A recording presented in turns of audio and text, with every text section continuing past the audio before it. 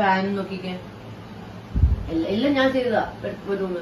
അന്ന് എനിക്ക് അന്നൊന്ന് എനിക്ക് ഈ റൂം എന്ന് പറയുമ്പോൾ എനിക്ക് സ്വർഗമാണ്, സ്വർഗം.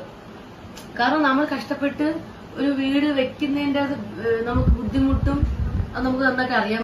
എന്റെ റൂം അതെ. ഇത് ഞാൻ എന്റെ ഒരു എത്ര വർഷം ഇത് ഒരു ഫസ്റ്റ് ഫ്ലോറേ ഉണ്ടായിരുന്നു, താഴെ മാത്രമേ ഉണ്ടായിരുന്നുള്ളൂ.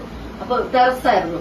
അപ്പൊ മാളുന്റെ കല്യാണം കഴിഞ്ഞപ്പോ മാളും മഹേശ്വരനും വരുമ്പോ ആ റൂമിലല്ലേ, പിന്നെ എനിക്ക് തന്നെ ഒരു റൂം വേണം എന്നൊക്കെ എനിക്ക് തോന്നി.